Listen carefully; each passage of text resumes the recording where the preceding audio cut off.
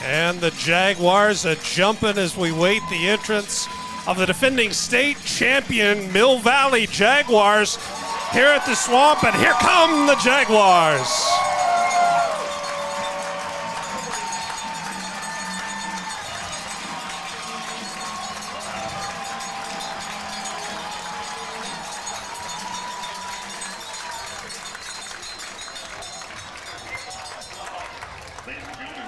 And on the other end of the field, the Cougars of Shawnee Mission Northwest walk down the hill, make their way onto the turf here at the Swamp. We're live at Mill Valley High School, right here on 810varsity.com. Sean Brewer, Chance Lebo, David Trimble down on the field with you. Glad you're spending your Friday evening with us. We've got what many would call one of the more challenging games for both squads. As you look up and down their schedule, Chance Lebo, that they'll face throughout this season. Yeah, an interesting situation for both teams, both in different positions, as on the other side, Shawnee Mission Northwest coming off a game against the 6A number 1 squad, Olathe North, coming off a pretty tight game, losing by just 2 scores against a very talented squad up north. And then on the other side for Mill Valley, this is a potential trap game, a look-ahead game to next week when they hit the road to face the 10th-ranked Gardner Edgerton. It'll be an interesting spot to see, who comes out the hottest in this game, who gets off to a better start in a game that really matters in the thick of things here in the Sunflower League. Step away for the national anthem.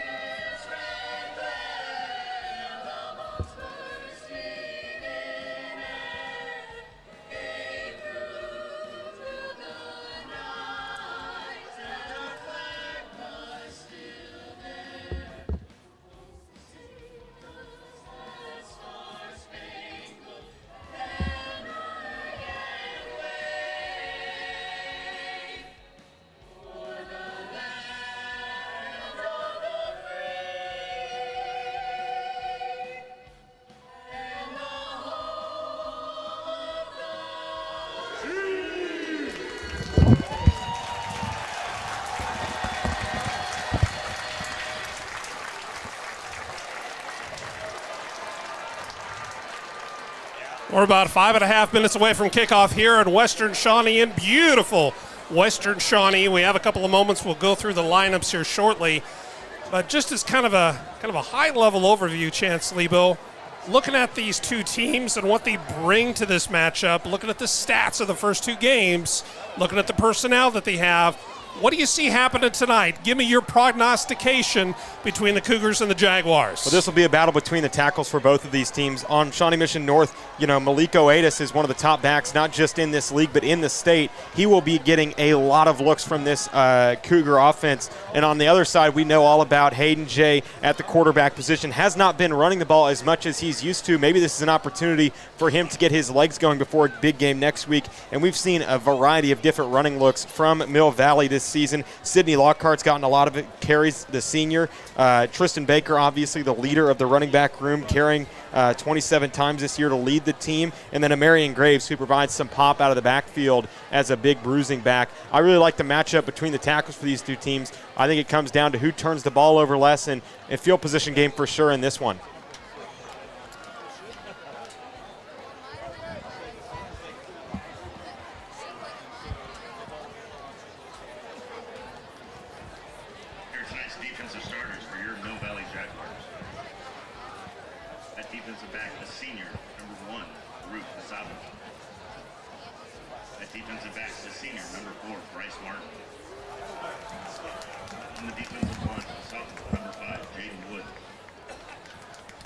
Looking at the starters for both of these squads. First, for the visiting Cougars of Shawnee Mission Northwest on offense. Going to start with quarterback number 6, Logan Morley. He's just a sophomore, comes in at 6'1", 165, and Coach Bo Black is really high on this sophomore coming in here. He is the next quarterback in a long line of fantastic signal callers for this Cougar team. The last two have gone on to play on Saturdays, of course. Ty Black now at the Air Force Academy at Colorado Springs. And Mr. Reeder, who is now, he took his talents down to Butler Community College. As we see the prowl of the Jaguars storm out to midfield and do their customary celebration immediately before kickoff here. But quarterback Logan Morley on his right is going to be Malik A.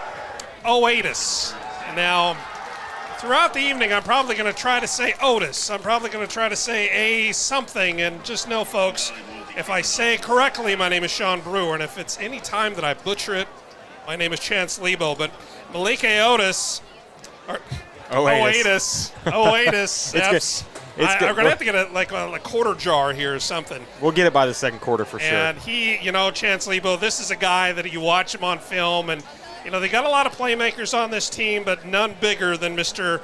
Oatis. Yeah, and he's going to be the primary guy that Mill Valley looks to stop on the defensive end. And we saw in the first game of the season, I was unable to watch last week, but when they faced when they were on the road at Olathe Northwest, they really shut down a really powerful ground game. How will that affect them? It's a different style of running back from what they saw in week 1 to this week. Oatis, more of a, scat back, get around the edge and use that second gear to go score. How will they contain him tonight will be the big question for the Jaguars. We are moments away, got about 1:43, 1:42 on the clock, and I believe the officials are, after their conference at midfield, they're going to go ahead and let these student athletes kick off. Kicking off is going to be Mill Valley. They're kicking off. They're wearing their new all blacks. Black top, black bottoms, white helmets. A big week for alternate uniforms. You saw the K-State new uniforms. Those are pretty sick.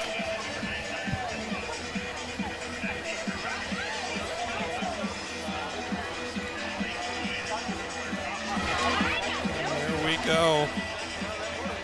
Moments away from kickoff. Packed house here at Mill Valley High School in beautiful Western Shawnee. Kenton Lohman, the 6'3" junior kicker, will be kicking off for the Jaguars. And the crowd is a-thumping here. It looks like that one will not be returnable. Cougars are going to have it to start. 1st and 10 from their own 20. Let's see what Logan Morley and Malik Oatis decide to do on their first series. Yeah, the offense runs through Oatis, and it will all night long. And it's just a matter of, can anybody else step up and take some of the pressure off of him for the Cougars? That's always the question against, these big-name opponents like a Mill Valley. You want someone to step up when maybe Oatis has a couple off plays. This is going to be an interesting chess match between the two defenses. 1st and 10. It's like 3 receivers to the near side, 1 to the far. Single back is Oatis. Morley takes the snap. He's going to keep it himself, and he's going nowhere. In fact, he's going to go back 7 yards for a loss. And if you're a Jaguar fan, couldn't ask for a better start to this matchup. And Coach Bo Black, you can already see on that side, he's wanting to get someone else established to open up holes for Oatis. And at the receiver position for Shawnee Mission Northwest, there is some big guys at the receiver position. William Finkinger is 6'3", Desean Bennett 6'3". They've got some guys that can take the top off of the defense. 2nd and 13, ball spotted at the 17-yard line of the Cougars. Well, they've got a one-on-one over here with Oatis, but they're having safety help. That is from Mark Bauer. Looks to the far side, out of the backfield, a little screen pass, out to the 25. Not enough for a first down. It's going to bring up 3rd and a manageable 4.5 to 5 for the Cougars. And as we've seen throughout this year, both of these teams, when they get in a situation like this against a tough opponent, both of them are pretty darn good on 3rd down. Yeah, you got to get to the 3rd and manageable. A 3rd and 9 is not going to help you at all against this Mill Valley defense when they can dial up big pressure plays in the front 7. Morley following a couple of instructions to his O-line. Oatis now to his left pocket. He's going to take it, going to run the option, and he has stood up and he is pushed back. Forward progress might have got him out to around the 26, 27, but not much more. and that's going to bring up a 4th down, and the Jaguars hold firm on the Cougars' first drive from scrimmage. Yeah, no touches on that possession for Malik Oatis, and I think that's going to be something that we don't see often tonight. Maybe trying to just get something established, see what they can do without Oatis in the game, but I think that a 3-and-out was definitely not what Coach Bo Black wanted his first deal to be here opening the game. Back in punt formation now. Cougars, clean bounce, taking it around the 35, and he shakes loose out to the 37, finally brought down around the 40. Nice return there by Dylan Massey, breaking a tackle, and good field position to start. That's going to matter. Field position is going to matter a lot today for both of these teams, especially, once Mill Valley gets that offense going and you're seeing a lot of touchbacks on the other end. Starting at the 20 is not ideal all the time if you're going to try to pull off an upset like they will this evening. 1st and 10 Jaguars, their first drive from scrimmage, 9:49 left to play here in the first. Hayden Jay, immediately behind him in the eye is Tristan Baker. 2 receivers to the top side and a little bit of movement there on the defensive line. Kind of reached down and a little bit antsy. Well, you see Coach Bo Black is going to immediately substitute that left end. Probably have a couple of choice words. Learning opportunity for both there. It's going to push up the Jaguars 5 yards. So 1st and 10 now turns into 1st and 5. Ball's at the 45-yard line. Hayden Jay immediately to the left is Baker. Baker's going to get the handoff, tries to find room over the right side, and he is stood up, and he is pushed back. Loss of about 4 on that play. Going to bring up 2nd and 9 for the Jaguars. And Tristan Baker has not been as explosive as we saw him last season in the running game, just under 4 yards per carry. Not where you want to see him at, but you can see a lot of defenses are starting to key in on him. How does he get going tonight, and do we see some Sidney Lockhart and Amarian Graves in the backfield tonight if he continues to struggle? Certainly a lot of depth at those skill positions for the Jaguars and the Cougars as well. Hayden Jay, first pass of the evening, in and out of the hands, and Tate Nicola is going to have nightmares on that one. I think he knew that he had a little bit of pasture in front of him. A little open field there, but couldn't hang on to it. It's going to bring up 3rd and 8 for the Jaguars. The common saying on that is he heard some footsteps, but I don't think that was the issue there because there was no one even in the vicinity of Tate Nicola on that one. So just a bad drop there, and a big 3rd down coming up, a 3rd and 9. 3rd and 9 for the Jaguars. 2 receivers to the near side. Hayden Jay drops back. Going to swing it out around the 50-yard line. Depending on the spot these should get, they're going to give him a good spot. They're going to go ahead and move the chains. That one was brought in by Hayes Miller, and we saw Hayes Miller on film and saw him at Lathan Northwest. Kind of had a coming out party a couple of weeks ago. He is so far the favorite target of Hayden Jay in the passing game, something they'll have to look to replace this season. Baker kind of swings his way out to the right side, and think about Baker. You look at him, and he's not a 6'2" back. None of these backs for Mill Valley, and historically they haven't really had a big bruising back since the time of Tyler Green. But as you look at the stature, I guess, of Mr. Tristan Baker, don't let the size fool you, folks. Yeah, he runs behind his pad, something you look for in a running back. Going to have another handoff, this one to Baker, and he lowers the shoulder, and he should have enough for another Mill Valley first down. Well into Cougar territory. They're going to mark him down at around the 38-yard line. 1st and 10, Mill Valley. The place that Mill Valley has a big advantage tonight is at the tackle position when you have defensive tackle or offensive tackle Gus Hawkins, who's 6'8", 245 on a defensive end like Braden Frazier, who measures in at just 6 foot 195. That's an advantage that Mill Valley is going to look to take advantage of on the left side. 1st and 10. Single receiver to the top, one to the bottom. Tight end in motion. Jay's going to roll out to his right. He's got a receiver right over the middle, and a caught by Brody Brigham. Brody Brigham, the 6'2" sophomore tight end. Boy, they are high on this sophomore with size like that. You can see why. Yeah, and that's what you need to see from a team like Mill Valley, who's got a lot of seniors on both sides of the ball. See some underclassmen step up in a big way and replacing a lot of talent at the tight end position. A pass catcher needs to emerge at that position. 1st and 10. Hayden Jay's going to keep it himself. He's down to the 10, to the 5. Hayden Jay, touchdown, Mill Valley. Hayden J puts the Jaguars on the board. 7:40 left to play in the first quarter. Yeah, just a QB counter there. We've seen them go off tackle with Tristan Baker multiple times so far on this drive. This time they pulled both guards around to lead the way for Hayden J, and a big score there to put Mill Valley in front. And we said this was going to be a game decided between the tackles, and so far Mill Valley has won that going away so far in one possession for both of these squads. Lohman on for the extra point attempt. Going to show the swinging gate there. It's Hayden J on the hold.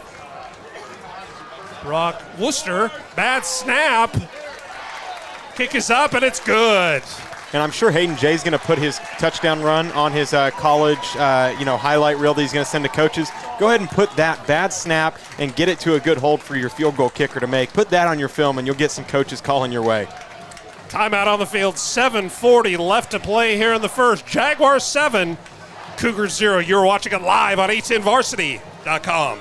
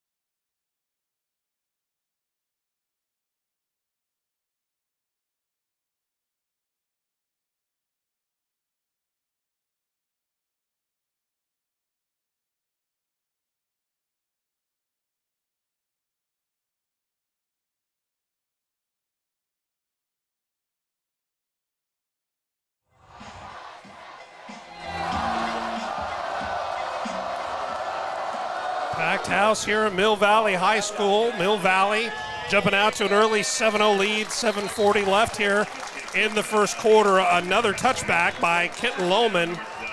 Lohman, just another one of the great kickers out of the Mill Valley program over the years. Cougars now with their second drive from scrimmage, and they had some success on a couple of those plays, but they just can't really seem to do anything between the tackles, as you point out, Chance Lebo. Yeah, you can't just have one chunk play and then a couple TFLs because that's going to set you behind the sticks. They need to find as many 3rd and 3s as they can tonight.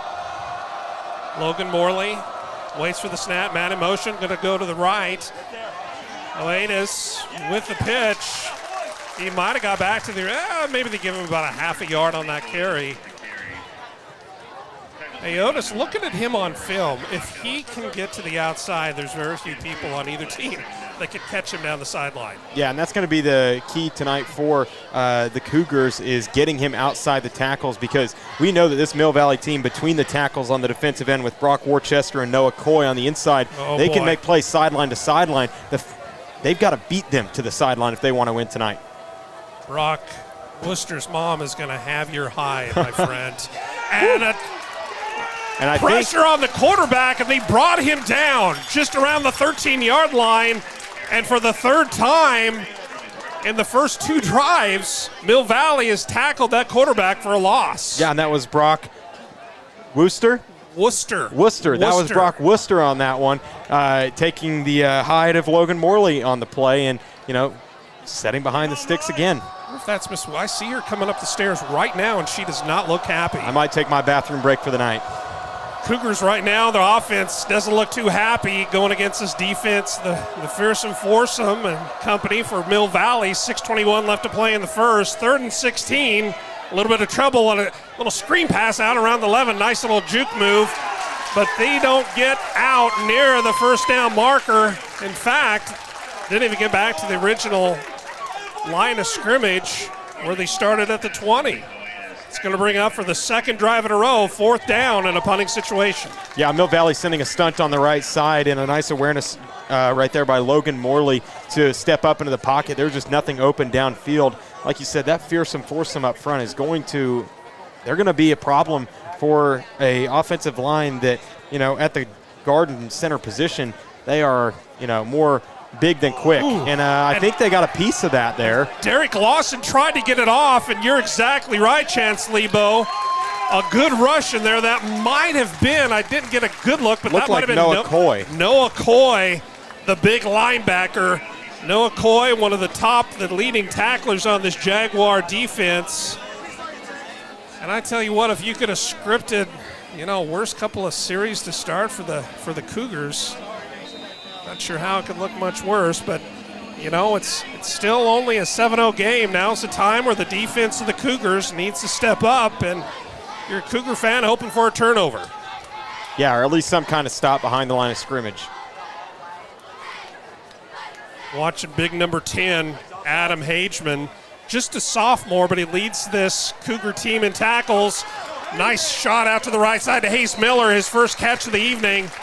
And that's going to be enough for another Mill Valley first down. Hayes Miller, the 6-foot senior, had one drop earlier that I'm sure he wished he would have had back, but he makes up for it there on that reception. Yeah, Hayes Miller, it's kind of like where's Waldo. He's going to line up in the slot. He's going to line up at the H. He's going to line up out wide like he did right there. And no matter where he lines up, he's going to end up with the football in his hands at the receiver position. They love what they have from the senior that's really stepped into a bigger role than many were expecting. A lot of people like myself thought Preston Oliver would be a big player in the passing game, but no, it's been a reliable target in Hayes Miller. The aforementioned Adam Hageman, as we said, he's just a sophomore leading the Cougars in tackles. More on him in a second. Hayden Jay drops back, has plenty of time. He's going to do it with his legs right now. Makes a nifty little move to gain a couple more yards. Finally brought down around the 22-yard line. Going to bring up 3rd and short for the Jaguars. Looks like 2nd and 7. Second and 7, 3rd and short, 220, 221. It's all the same. That's what I tell myself when I try to balance my checkbook. 4:54 left here in the first quarter. 7-0 is your score. Mill Valley over the visiting Cougars to Shawnee Mission Northwest. Tristan Baker gets the call, and he gets about 1.5 yards. That will bring up 3rd down at about 5. For the second drive in a row, the Cougar defense has held strong to bring up a 3rd and somewhat manageable 5 yards for the Jaguar offense. The Cougars are loading the box right now, bringing in 4 defensive linemen, walking a linebacker up, 2 other off-ball linebackers, and walking a safety into the box against this heavy set. You're seeing 2 tight ends and ace set from Mill Valley, and they're trying to counter with all their size and out personnel them. Hand off to Tristan Shaken Baker. He's got enough for a first down, finally pushed out of bounds. It looked like Marcus Estrada, the 5'8" senior linebacker, pushes Baker out of bounds, and the Jaguars are wasting no time. Going right back at it, another handoff to Baker, this time to the right side. He gets outside the tackle. Gain of about 7 on the play. It's going to bring up 2nd and short. Yeah, the Cougars have their 3rd down pass rush team in right now, and the Jaguars wanting to make sure that they aren't able to substitute between the tackles, are sending in their tempo unit, and it's working to perfection right now as you're seeing a little bit of a slower tempo now. You notice that the Jaguars aren't running right up the gut.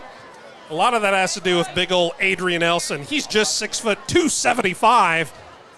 Got a little weightlifting story about Mr. Elson, and right there, how about that? Right on time, plugged up the middle. Josh Mankiewicz in on the tackle. He's another sophomore. One thing about this Shawnee Mission Northwest and all the district teams in the Shawnee Mission School District, they have no middle school football. So for a number of these players out here, especially the underclassmen, this is, a lot of them first and second year they've ever played organized football. Hayden Jay rolls out to the left. He finds a wide open Brody Brigham. The big 6'2" tight end pulls it in. And the Jaguars add 6 more to their total with 2:57 left to play in the first. It's Mill Valley 13, Shawnee Mission Northwest 0. Lohman in for the extra point attempt. Getting Lohman's kick is up, and it's good. Make that 14-0. Jaguars over the Cougars. 2:57 left to play here in the first quarter. And you are watching it live on a10varsity.com.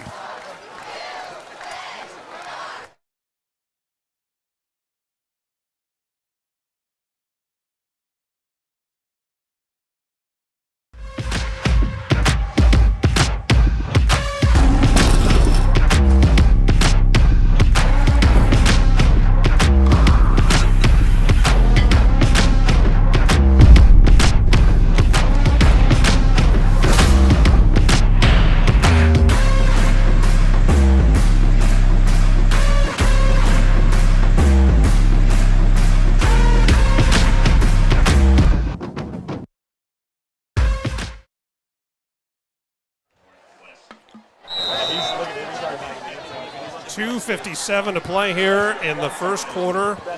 And the number 3 ranked in the A-10 varsity top 25, check that, top 50.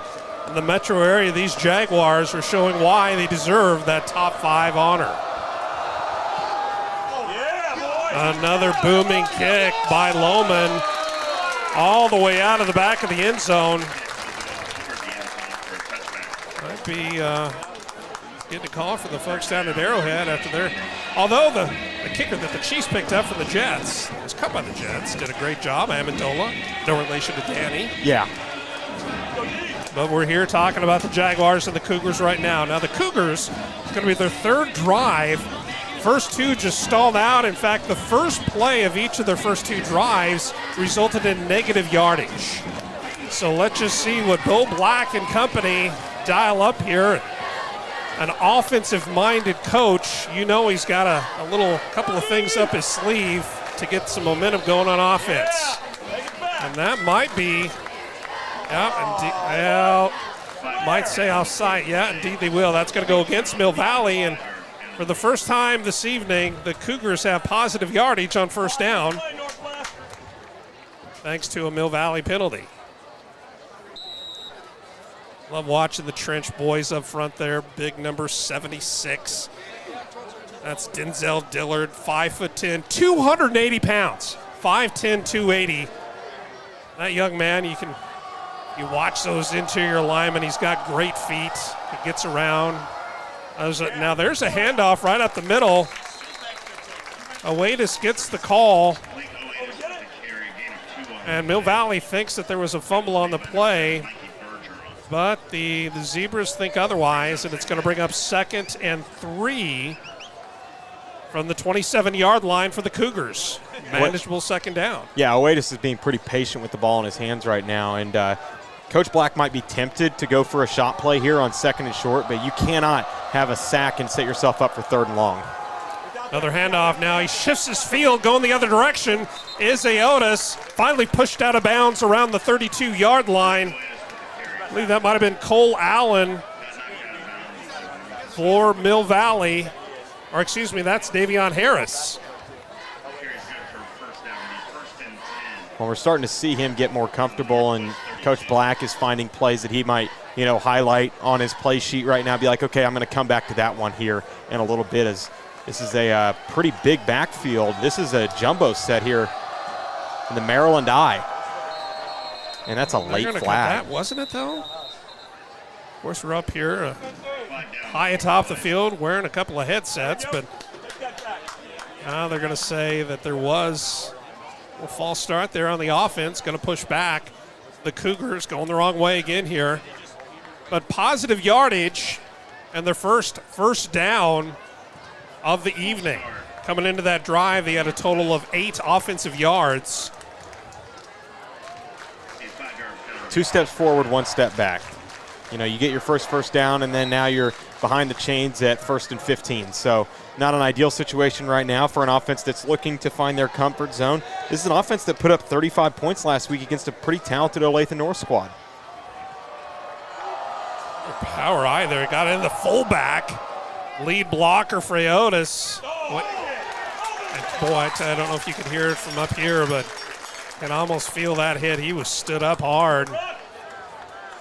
Going to bring up 2nd down. And he's limping a little bit going to the sideline. Definitely not something you want to see from any player, really, but on that sideline, definitely not something you want to see from your top back. I think we're going to get to see a little bit of John Whitener at the running back position. The sophomore at 190 pounds provides a little bit more thump at the position, not something you game plan for, certainly for Shawnee Mission Northwest. He's 5'6", 190. Talk about thump. Shades of Mike Allstott in the backfield. Little miscommunication there on that play, but he has stood up. That's the thing. You might be just, kind of that the smaller stature and build of all muscle, but a little bit easier to kind of upend you with all that top muscle. Yeah, and now you're going to see Oatis come back into the game, still favoring one of his legs a little bit. We'll see if they try to get him the ball or use him more as a pass blocker here on a 3rd and long. Definitely a screen down, potentially. You got to be on screen alert if you're Mill Valley defensively. And it looks like they're going to bring some pressure from the linebacker position. This might be the perfect time to dial up a screenplay for your best playmaker. 4 receiver set.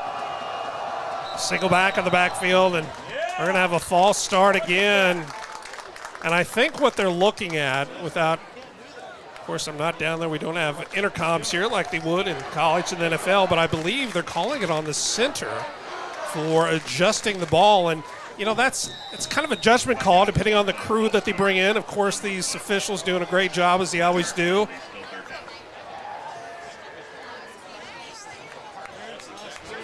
.38, 37 seconds, 13-12 on the play clock. 9-8. I wonder if they're going to, well, it looks like now they're lining up 4-5 on the play clock. Mill Valley showing blitz. 2-1 gets the play off. Under a lot of pressure and nobody home. I'd say that was big old number 52. That looked like Grant Rutkowski. All 6'1", 236 pounds of him. And partner, that brings up another 4th down for the Cougars. Yeah, the last thing that you want to do as a quarterback when you have pressure and you go into oh crap mode is just throw the ball blindly across the middle where there's likely going to be a safety or a linebacker just sitting there waiting and salivating at the mouth, waiting for you to throw the ball to them. Back in punt formation again. The last one got tipped. This one gets away cleanly. But it is taken in a hurry. That's number 23, Holden Zigman, and he's got a little room on the far side, all the way down to the 30-yard line of the Cougars. Flag on the play back near midfield. I think we're going to get a block in the back, potentially. That's usually, you don't want to assume, but that's usually a potential culprit when a flag is on the field on special teams. And it looks like the Jaguar offense pretty much expects that to happen, but 7 seconds left on the game clock. Waning seconds of the first quarter here. Mill Valley 14. Shawnee Mission Northwest 0. But really, this is as potent as the offense of Mill Valley has been. This has really been a story about the defense of the Jaguars holding this. I mean, there's a lot of talent on this Cougar offense. Yeah, and holding them in check is going to be key. But the problem is that there's just not been much consistency on the offensive side for Shawnee Mission Northwest, something you definitely need to see fixed here pretty soon, or else you're going to be looking at a 3-score game when you have to throw the football. Sydney Lockhart now is going to get the call at running back here to start this series. A couple more substitutions for Mill Valley. Still running with that 2 tight end look. Now they're going to go with a little bit of an overload with the trips to the top. This is when they like to pull the guards around and go with Lockhart to the edge. Lockhart just to the left of Jay. He's going to get the handoff. Lockhart makes it out to the 30, maybe the 31, and that's going to be the last play of the first quarter. With 1 quarter in the books here in Western Shawnee, in beautiful Western Shawnee. Mill Valley 14, Shawnee Mission Northwest 0. Be back right after these messages for some first quarter stats. You're watching it live on a10varsity.com.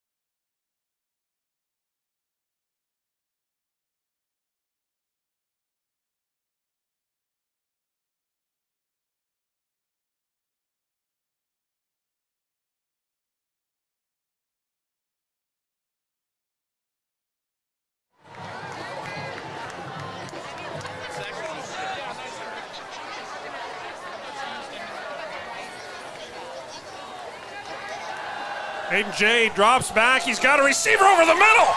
That's number 14, Preston Oliver.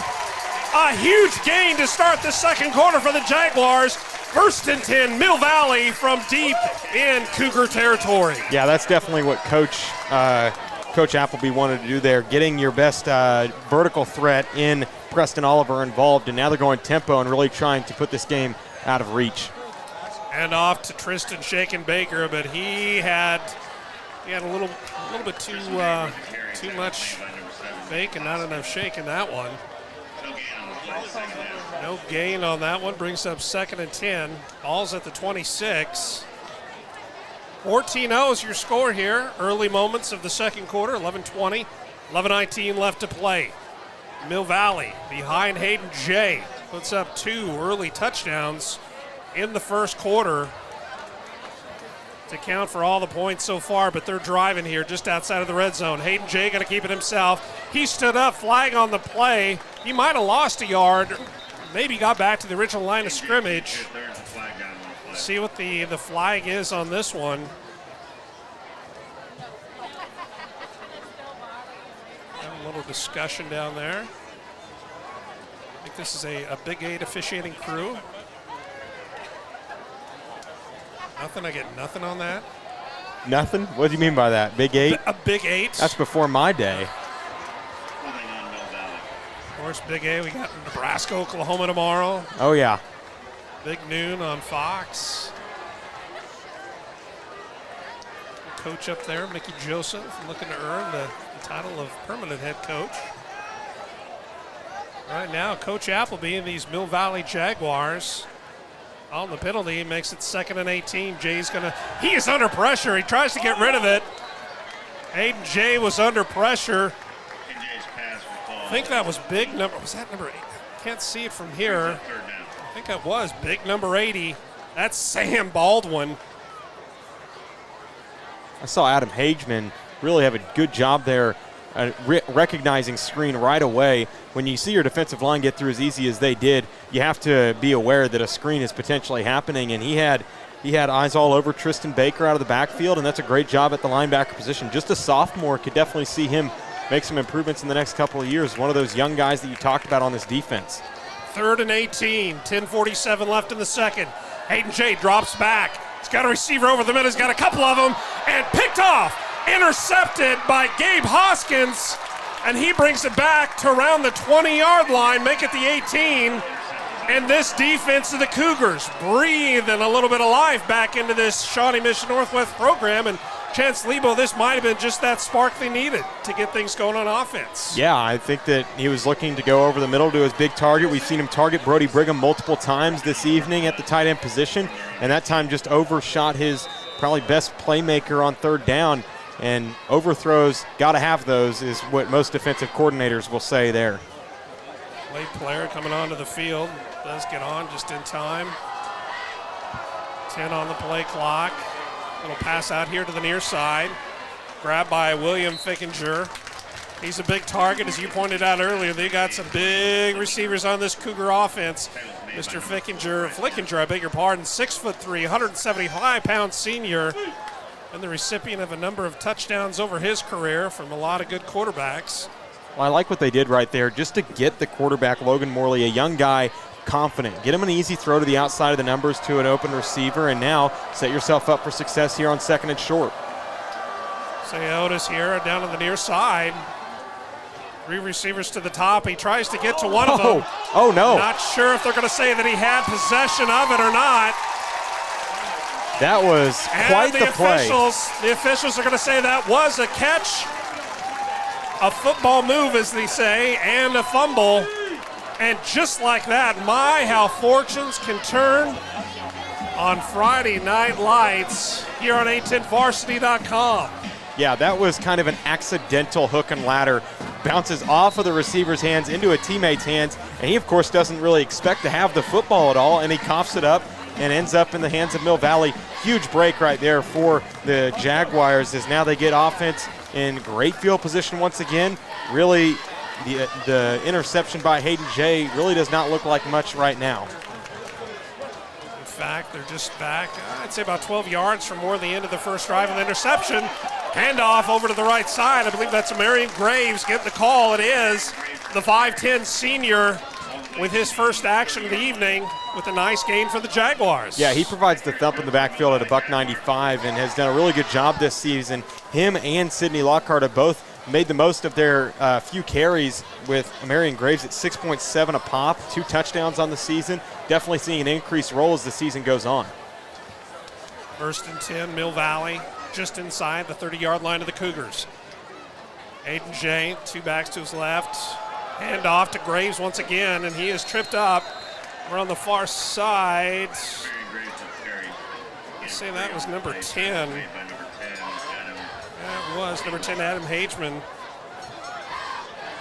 And Adam Hageman, once again, talk about a super sophomore coming in leading the Cougar defense. In fact, he came into this game, Chance Lebo, with 20 tackles on the season, and he is picking up tonight where he left off.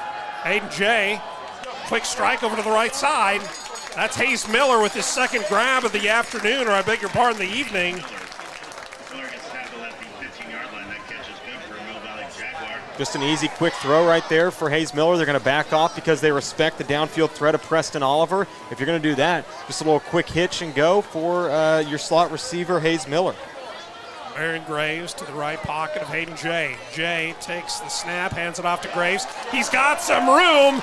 Marion Graves, he might have been tripped up just shy of the goal line, but it's going to bring up 1st and goal for Mill Valley from about the half-yard line. Looks like they're going to spot it at the 1 at 8:27, 8:26 left to play here before half. Well, I'd say this is an easy decision here, but you have to consider that Shawnee Mission Northwest has Adrian Elson on the interior at 275, Harper Engel at 220. This is a pretty strong interior defensive line for the Cougars. Not an automatic touchdown here for Mill Valley. Marion Graves to the right side of Hayden Jay. Jay takes a snap, hands it off to Graves, and he might have lost a yard on that one. And good call on that one, Chance Lebo. There is just a lot of muscle up there on that front 4 for these Cougars. Yeah, Braden Frazier stepping up there. Also saw Adrian Elson beat his block. And nothing is for certain here in the red zone, especially, once that second tackler gets there, the ball could pop loose at any time. See, Hayes Miller, we've seen this where he comes out wide here, a little possibly a corner back shoulder throw. Marion Graves, Hayden Jay. Jay, a handoff this time. Marion Graves gets it done up the middle. Touchdown, Mill Valley, Marion Graves. Well, they've been running him out of the shotgun a couple times where it's just horizontal, sideline to sideline run, trying to get him to the edge. But that time, they put him in the pistol, the offset, and try to get him a little bit of a head start on the run, and a great job by Marion Graves. When he gets downhill, he is almost impossible to tackle as a defender. Was I the only one that saw the lights flickering? Yeah, it's pretty neat. It's kind of I would say, a trend going on right now with a lot of the bigger schools like Alabama, Tennessee have those LED lights where they'll put on a Caesar show potentially to try and get the crowd into it. And it's pretty cool, especially once the sun goes down. Well, the crowd is definitely into it here. We've just been handed the unofficial attendance, 4,722. Nearly 5,000 people here in Western Shawnee taking in the action between the Jaguars and the Cougars. And so far, it has been all Jaguars who lead 21-0, 7:25 left before halftime. Gives us an opportunity to bring up to speed on a couple of area scores. In fact,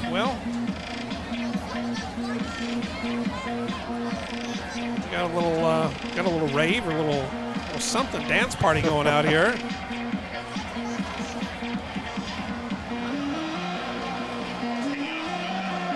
And this is homecoming, I believe, for Mill Valley. I think pretty much every student in the school across the way is probably here in attendance.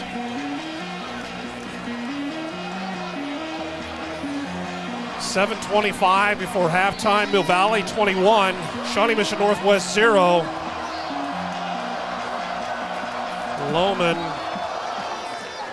and his kick, he's had a couple of touchbacks so far, make it 4. 4 for 4 on the touchbacks for the junior kicker. All 6'3", 162 pounds.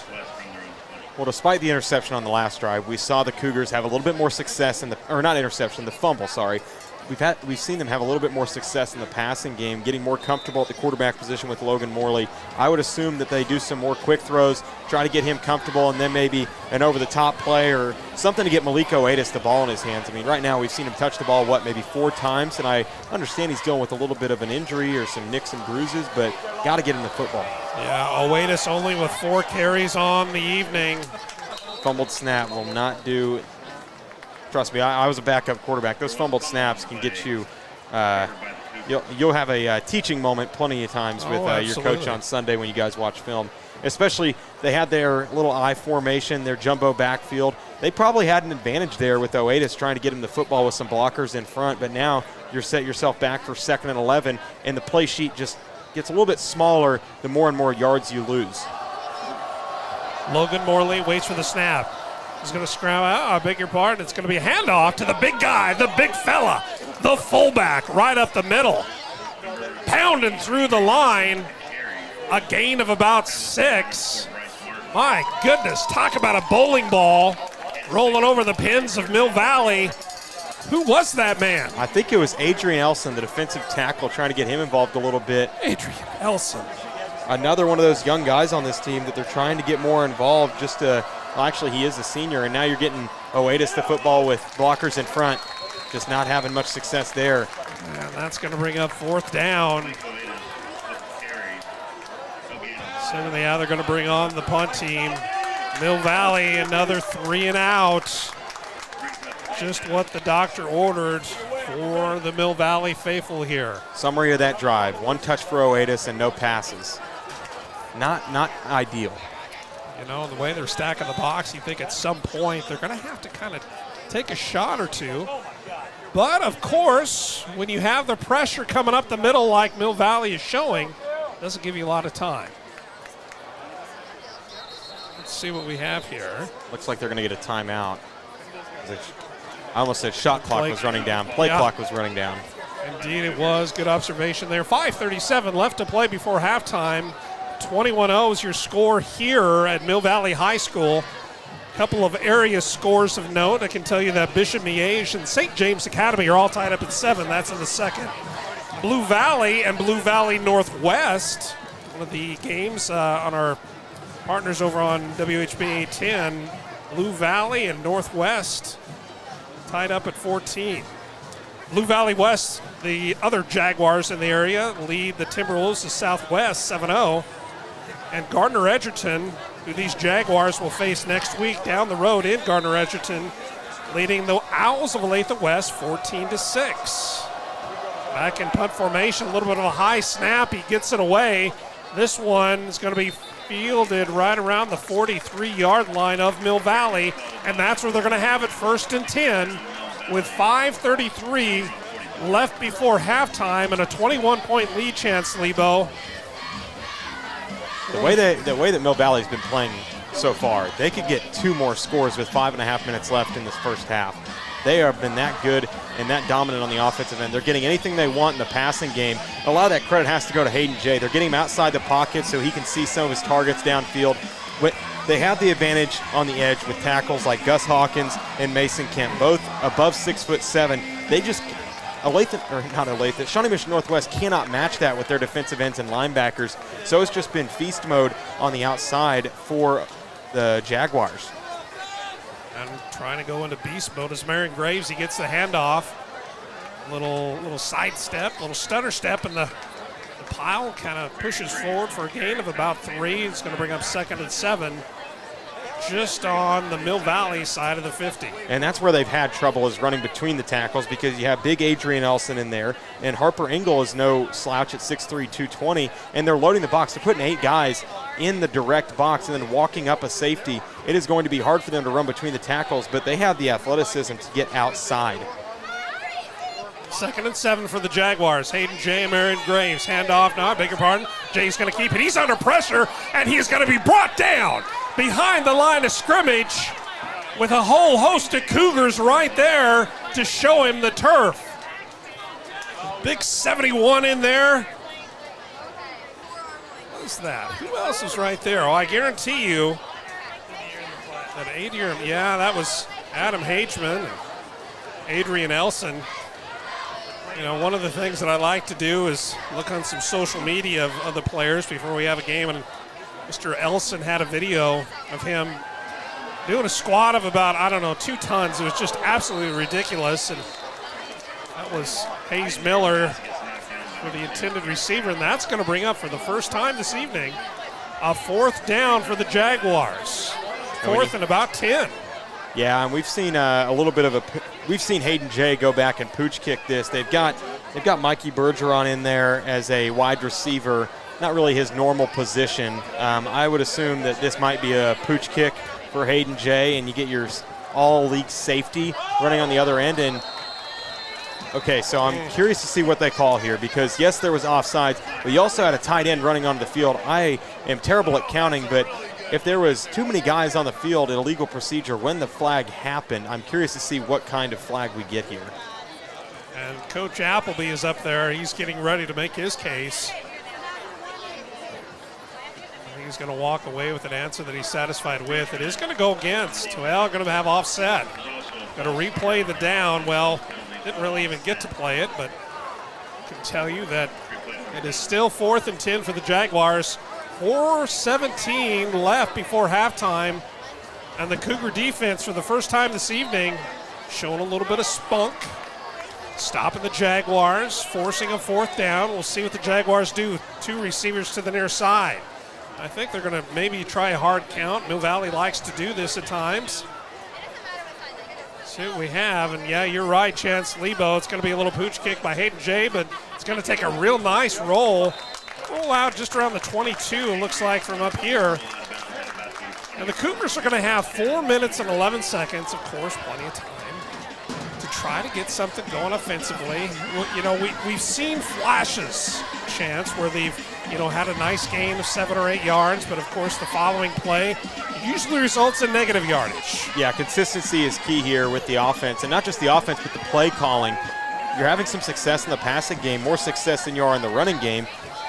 Get the ball out to your receivers who have an advantage in height over the defensive backs of the Jaguars. I wouldn't be surprised if we see a little bit more play action, a potential screen here for Oetis. We've got some really talented players at the skill positions. Morley takes the snap. It's going to be a handoff up the middle. And if there's some sort of positive that you can grab from those runs for the Cougars, where they were losing a yard or two, now they're starting to get a little bit of a push, and they're just following the big guys right there in the guts. Joey Fox and Denzel Dillard, Elijah Aguirre, senior, junior, and senior right up there in the middle. Of course, Carter Walsh. Handoff, another one up the middle, short gain, but a gain nonetheless. 3:30, 3:29 left on the game clock before halftime. 21-0 is your score. Mill Valley over Shawnee Mission Northwest. We saw Oetis in that first quarter display some really good patience when running between the tackles, and so far, since that injury that he had where he was kind of hobbling a little bit off the field, he hasn't really been as patient. He's just kind of been, get my 3 yards in a cloud of dust, and yeah, it's better than a loss of 3 in a cloud of dust, but you'd like to see him maybe hit a big play here soon. Morley's going to roll out to his right. He's got a receiver beyond the first.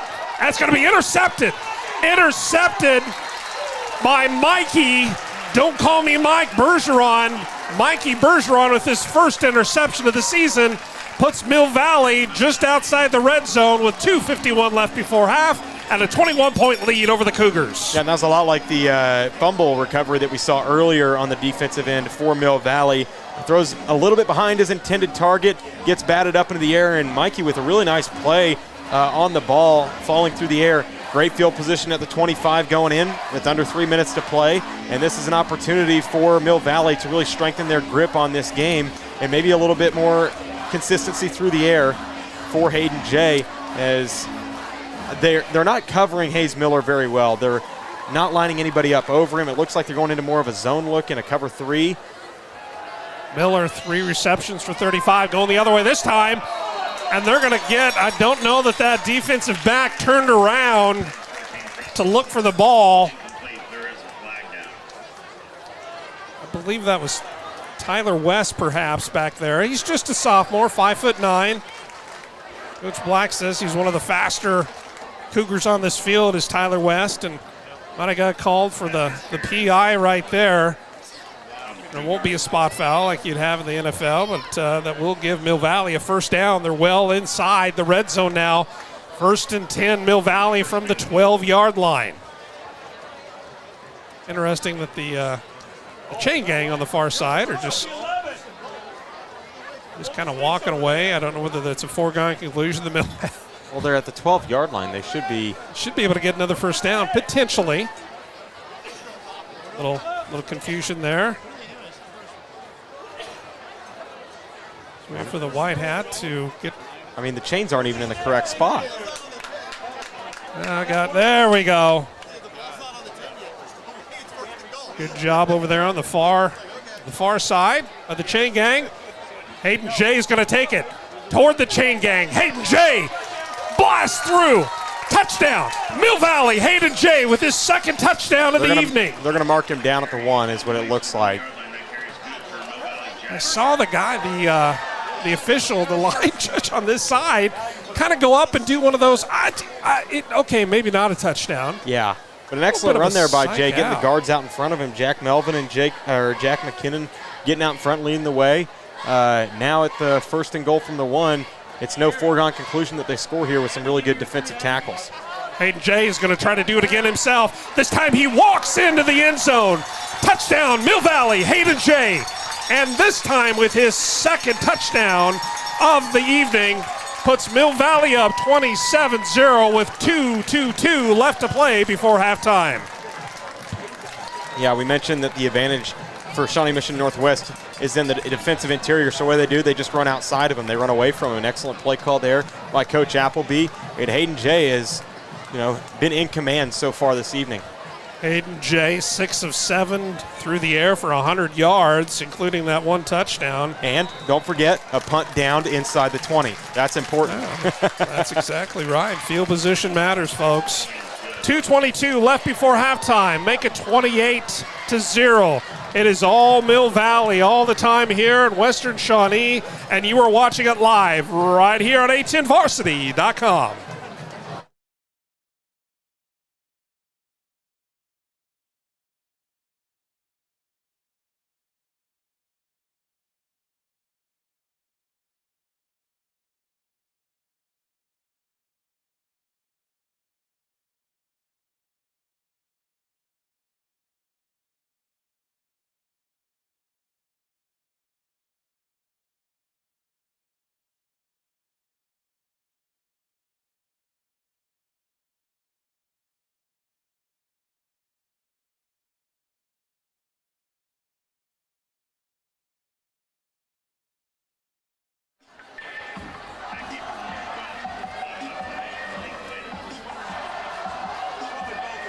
Is that Johnny Cash I hear playing in the background, partner? Not tonight.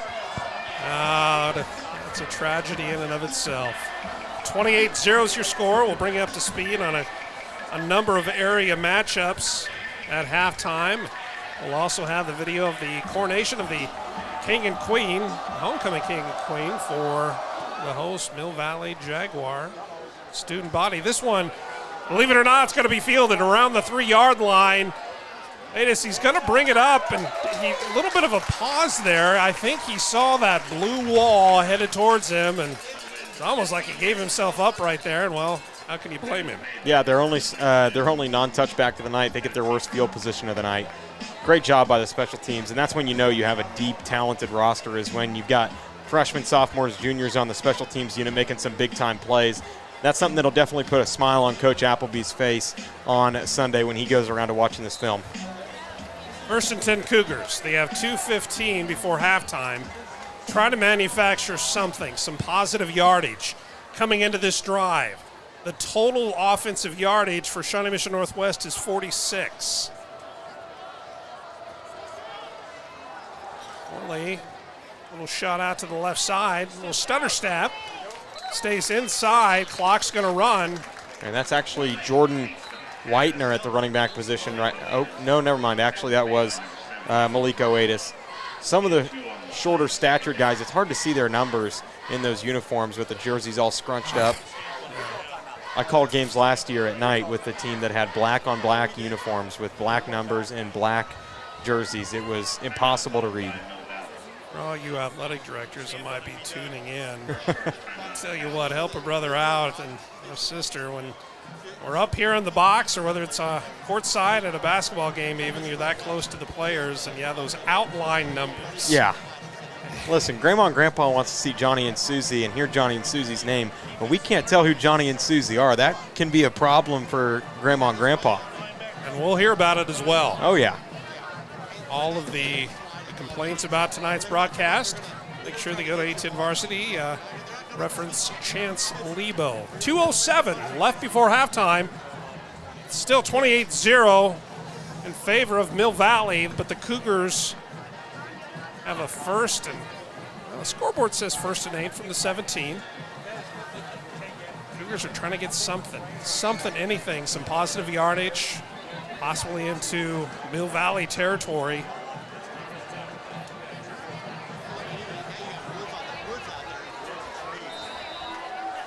And the stands are packed here at Mill Valley.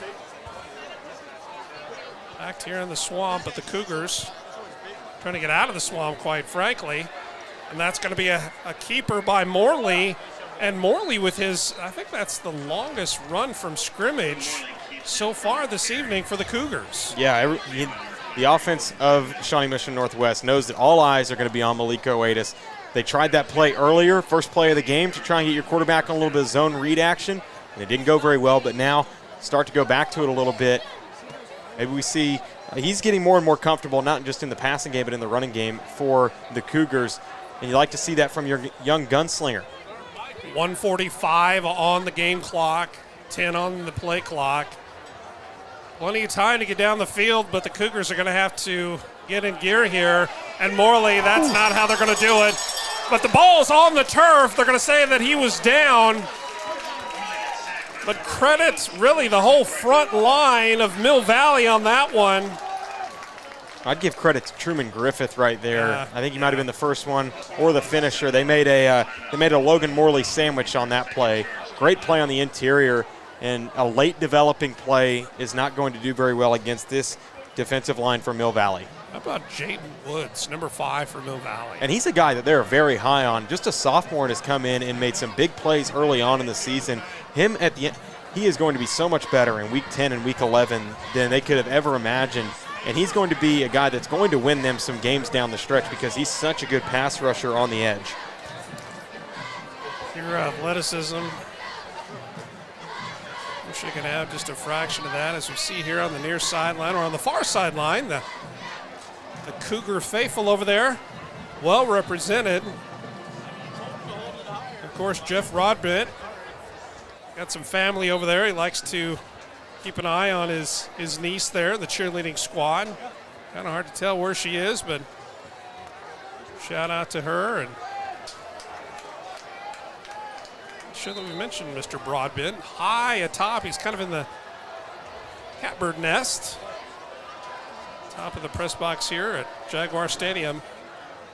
2nd and 17. Oatis had a little bit of room, but not enough. That's going to bring up 3rd down. Much to the happiness of Coach Appleby getting out of bounds so he doesn't have to burn his final timeout here. Clock stops at minute 24.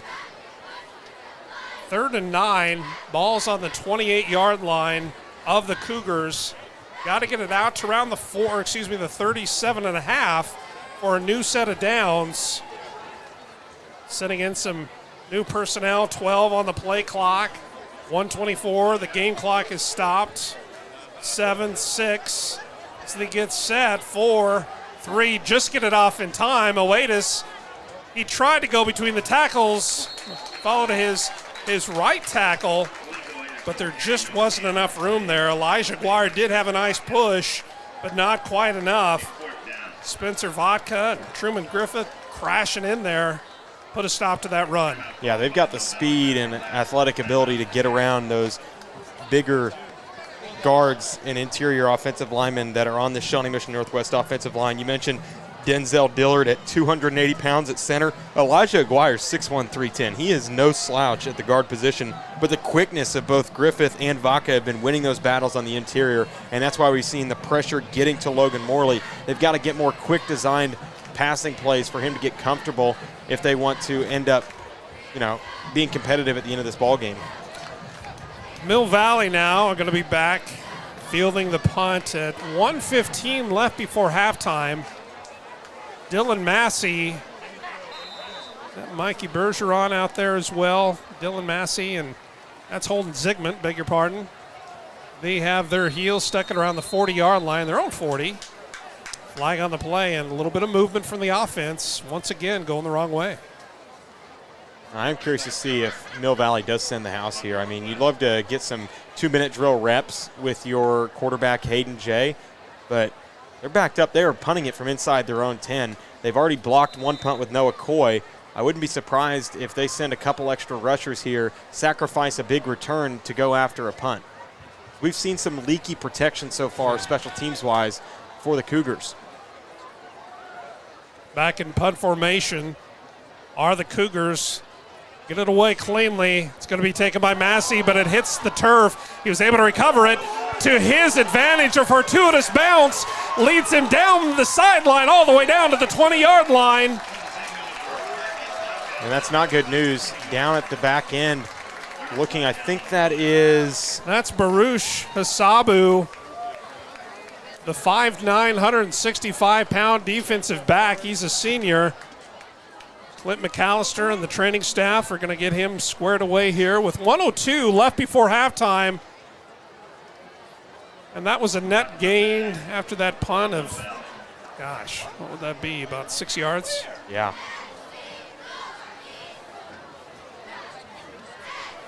And now an opportunity to really put this game away. At the quarterback position, you'd love to see Hayden Jay, and it looks like we're going to get a penalty flag here?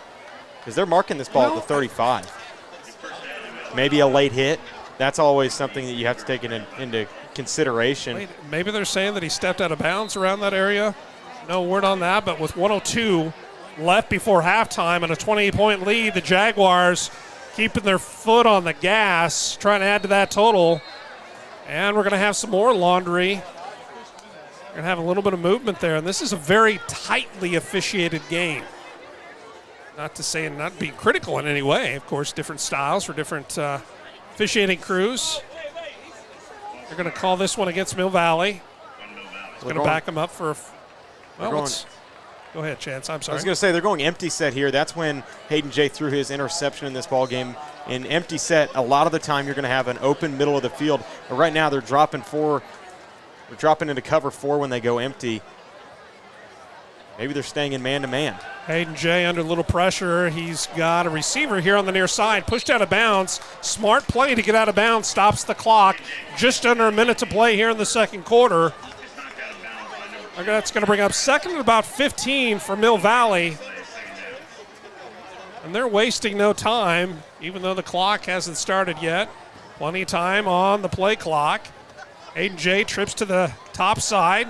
Little rub route underneath, and that's able to get him free. Is that Hayes Miller? Did he have enough for a first down? No, I don't think he did.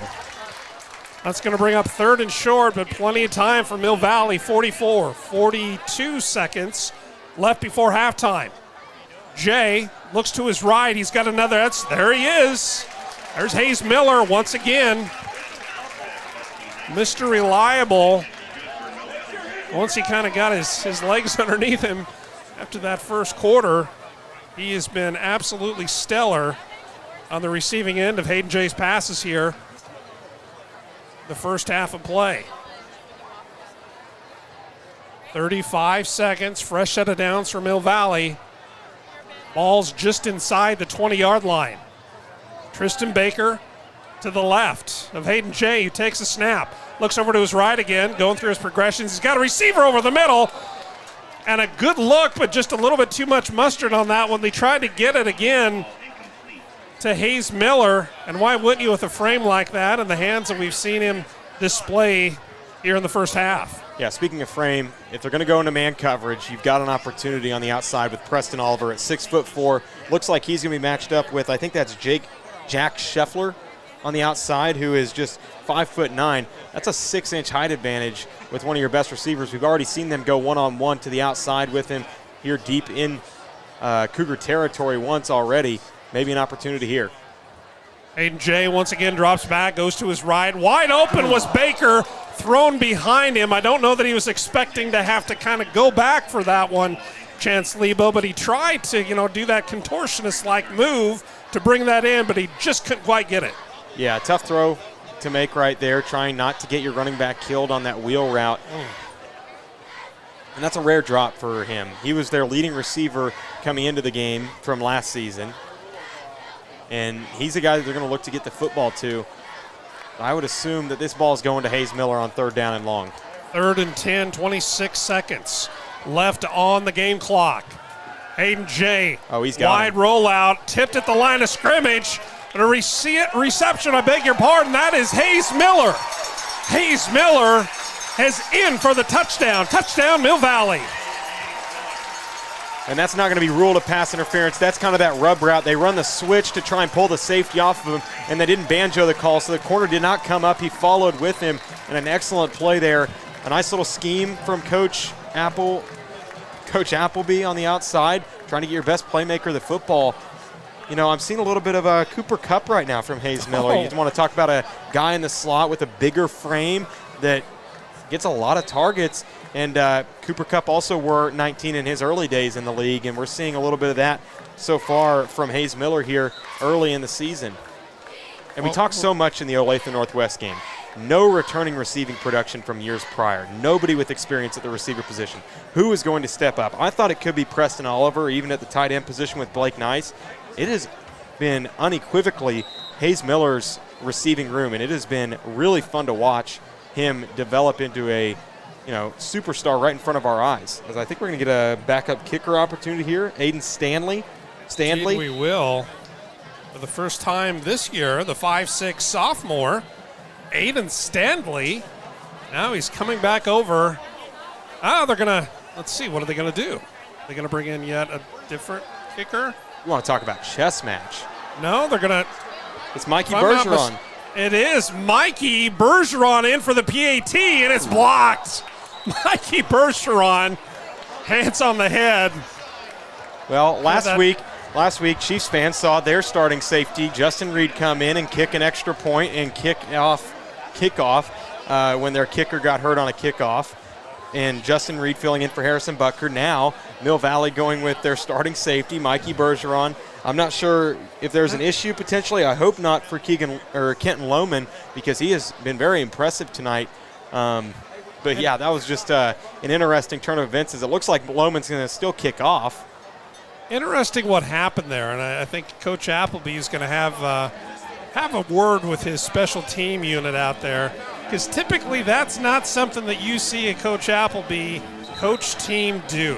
And I'm sure maybe in the fourth quarter. Well, I'm sure that's, if that happens halfway through the second quarter, maybe it doesn't get mentioned. We're 19 seconds away from halftime. That is the first thing that he is likely going to bring up in the locker room. I think it'll be pretty entertaining to see what he has to say about that. 19 seconds left to play here before halftime. Mill Valley, 34 points. It's 5A versus 6A. Jaguars on top of the Cougars, 34-0. And some good injury news for them. Baruch Hasabu was trying to go out on the kickoff coverage unit. They pulled him off to the side, so if he's wanting to go out there, he is likely still healthy. So some good news there on the injury front for the Jaguars. They're going to say that he did step into the end zone. We're trying to go down to David Trimmel on the sideline for an injury update here at halftime, but right now, 19 seconds left before halftime. 34-0 is your score. Mill Valley over Shawnee Mission Northwest. Let me ask you this, Chance Lebo. You're Coach Black. You're on the road. You're here in the swamp. What do you tell your guys at halftime? I think that they've had enough chunk plays to feel confident about where they're at right now. They've done some good things on the offensive side of the ball. We've seen some really, really good plays at the quarterback position from Logan Morley. It's just not consistent enough in terms of the play calling to feel good about yourselves, especially against a really talented Mill Valley team. Morley's going to keep it himself. A little stutter step all the way out to the 27. Another nice run by the sophomore signal caller. Back-to-back nice runs. But that's probably going to be the last play of the first half as the time ticks off the game clock. And we are done with 2 quarters of play here in western Shawnee, Kansas. With your score, Mill Valley, the Jaguars over the Cougars of Shawnee Mission Northwest, 34-0. We're going to step away for a couple of messages. We're going to come back. We'll have the video of the coronation of the King and Queen for the homecoming court, I guess it is. Is that what they call it, the court? And also some area football scores on both sides of the state line. You can find all the scores and so much more at a10varsity.com. And we'll be back right after this.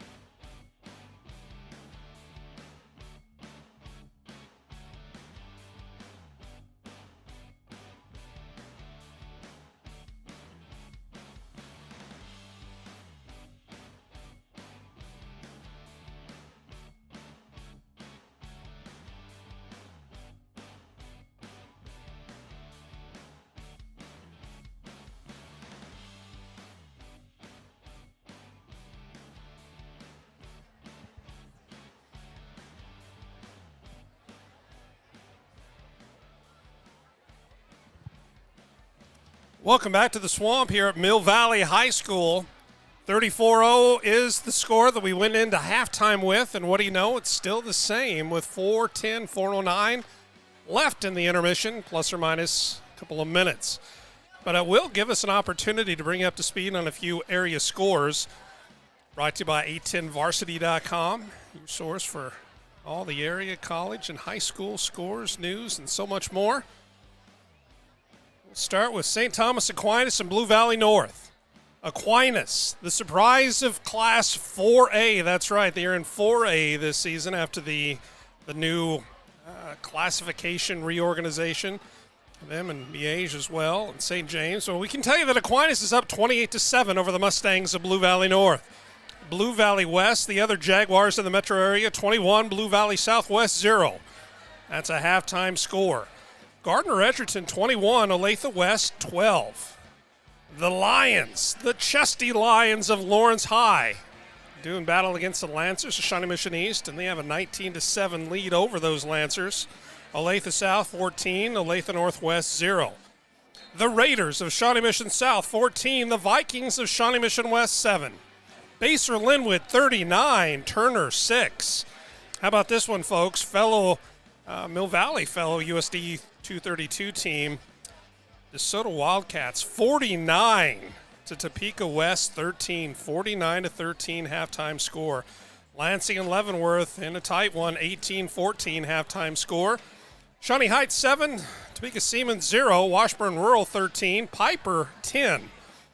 Washington and Bonner Springs going at it. The Braves out of Bonner Springs, 31. The Wildcats of Washington High, 12. Paola, 14. Ottawa, 7. Lewisburg, 28. The Bulldogs of Baldwin, 0.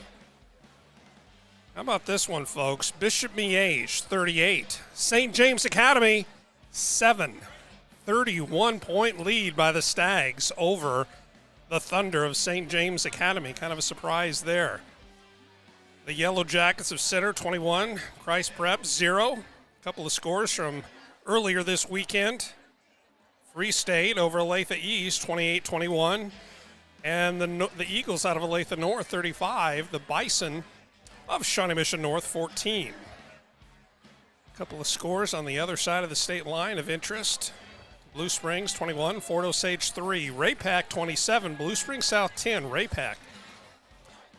We had a chance to see Ray-Pac and Rockhurst earlier this season out there at Raymore Peculiar High School, and they absolutely have the firepower. Jaden Doss, the Nebraska Cornhusker commit, already with 2 touchdowns in that contest. Lee Summit North and Lee Summit all tied up at 10 at halftime. Staley, 19. Lee Summit West, 6. The Eagles out of Liberty North, 27. Park Hill South, 7. 27-7. That's a tough Park Hill South team. Liberty, 28. Park Hill, 7. North Kansas City, 16. Belton, 3. Truman and Oak Park going to battle. Right now it's the Northmen of Oak Park, 41. Patriots of Truman, 6. St. Joe Central, 28. William Crispin, 3. Raytown, 14. Raytown South, 7. Green Valley up by 7 over Platte County, 21-14. Grandview, 22. Winnetonka, 0. And Pleasant Hill, the Roosters out of Pleasant Hill, 38. The Clinton Cardinals, 7. There's some sort of joke in there, but I'm not sure exactly what it is, but nonetheless. And right back here at the Swamp, 34-0 is your score. Mill Valley over Shawnee Mission Northwest. And Chance Lebo, welcome back into the broadcast here. Looking back over the first half, what stands out the most about these two teams? Well, I think the play of Hayden Jay has definitely stood out because, coming into the game, he didn't have any of the flashy stat lines that you kind of look for out of a star quarterback for one of the best teams in the state. But today he has commanded the offense. They haven't gotten much in the running game with Tristan Baker, so Hayden Jay not only has done it with his arm but with his legs, and also continuing to see the emergence of Hayes Miller at the receiver position. He has become a must-watch player in the state of Kansas, seemingly out of nowhere. And on the other side for Shawnee Mission Northwest, they've had some chunk plays, they've had some success, but just the consistency has not been there for their offense. We all were looking forward to seeing the play of Malik Oatis.